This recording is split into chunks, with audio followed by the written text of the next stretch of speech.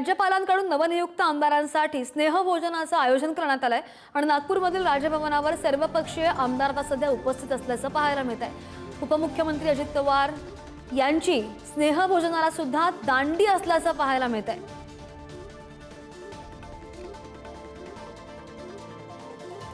महत्त्वाची अपडेट, उपमुख्यमंत्री अजित पवार यांची स्नेहभोजनाला सुद्धा दांडी असल्याचं पाहायला मिळत आहे। राज्यपालांकडून नवीन जे आमदार आहेत, नवनियुक्त सर्वपक्षीय आमदार उपस्थित आहेत।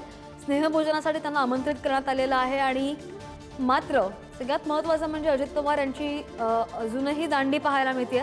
राज्यपालांकडून नवनियुक्त आमदारांसाठी स्नेहभोजनाचं आयोजन करण्यात आलेलं आहे आणि नागपूरमधील राजभवनावर सर्व पक्षांचे आमदार हे उपस्थित आहेत आणि आपण दृश्यांच्या माध्यमातून पाहू शकतोय। एक 2 दिवसांपूर्वी मंत्रिमंडळाचा शपथविधी पार पडला आणि त्यानंतर राज्यपाल जे आहेत CP राधाकृष्णन त्यांच्याकडून नवीन जे आमदार आहेत, सर्वपक्षीय आमदार आहेत, ते उपस्थित आहेत राजभवनावर आणि त्यांच्या स्नेहभोजनाचा कार्यक्रम आहे। मात्र कालपासून अजित पवार जे नॉट रिचेबल आहेत, अजूनही त्यांची दांडी पाहायला मिळते या स्नेहभोजनामध्ये सुद्धा। नागपूरमध्ये जे राजभवन आहे त्या राजभवनामध्ये सर्वपक्षीय आमदार उपस्थित आहेत। नवनियुक्त नवनिर्वाचित जे आमदार आहेत ते स्नेहभोजनासाठी नागपूरच्या राजभवनावर दाखल झालेले आहेत आणि या दृश्यांच्या माध्यमातून आपण पाहू शकतो हे राजभवन आणि नवनियुक्त आमदारांची ही उपस्थिती।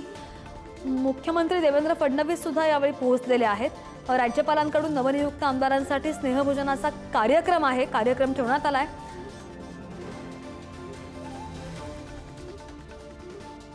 आणि या संदर्भात अधिकची माहितीवर आमचे प्रतिनिधी देवानंद इंगोले आपल्यासोबत आहेत। देवानंद, आपण पाहिलं दृश्यांच्या माध्यमातून पाहतोय अनेक नवनिर्वाचित आमदार जे आहेत स्नेहभोजनासाठी राजभवनावर दाखल होत आहेत। मात्र महत्त्वाचा मुद्दा, उपमुख्यमंत्री अजित पवार अजूनही स्नेहभोजनासाठी पोहोचलेले नाहीत, कालपासून नॉट रिचेबल आहेत। कुठे आहेत अजित पवार?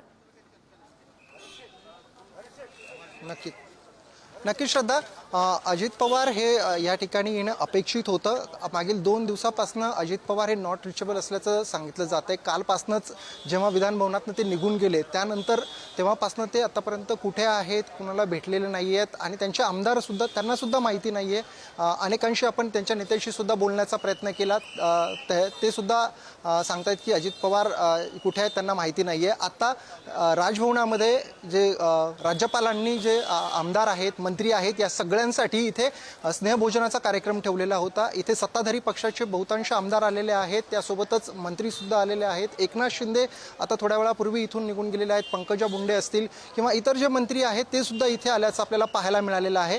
मात्र दुसरीकडे अजित पवार हे मात्र या ठिकाणी येणं अपेक्षित असताना अजित पवार मात्र अद्यापर्यंत तरी इथे पोहोचलेले नाही आहेत। आपण त्यांचे जे काही इथले मंत्री आहेत, आदिती तटकरे आहेत, त्यांच्याशी देखील यापूर्वी बोललेलो आहे। तर त्यांनी सांगितलं की आतापर्यंत तरी दादा इथे आलेले नाही आहेत, मात्र ते येतील की नाही हे अजून सुद्धा निश्चित झालेलं नाही आहे। अजित पवार नेमके कुठे आहेत हे पाहणं महत्त्वाचं असणार आहे, कारण त्यांच्या बाबतीत बऱ्याचशा चर्चा होत्या की ते दिल्लीला सुद्धा गेल्याची सुद्धा एक चर्चा होती। त्यामुळे आता नेमके ते कधी समोर येतील हे देखील पाहणं महत्त्वाचं असणार आहे। श्रद्धा, निश्चित धन्यवाद दिलेल्या सगळ्या सविस्तर माहितीसाठी। राजभवनामध्ये चित्राताई आता दाखल झालेल्या आहेत। चित्राताई, काय नेमका कार्यक्रम इथे आहे आणि कोण कोण दाखल होतं इथे? महामहिम राज्यपालजी यांनी सगळ्या आमदारांसाठी आणि मंत्रिमंडळासाठी स्नेहभोजनाचा कार्यक्रम केलेला आहे। त्या ठिकाणी सन्माननीय राज्याचे मुख्यमंत्री देवाभाऊ, त्याचबरोबरीने उपमुख्यमंत्री, सगळे सन्माननीय मंत्री आणि सगळे आमदार, विधानसभा, विधान परिषद याचे त्या ठिकाणी आलेत आणि स्नेहभोजनाचा कार्यक्रम आहे। सत्ताधारी आणि विरोधक अशा सर्वांनाच आमंत्रित केले की फक्त सत्ताधारीच? मला माहित नाही, माझ्याकडे पास आलाय त्याच्यामुळे मी आले आणि मी आता निघाले सुद्धा। Yes, thank you.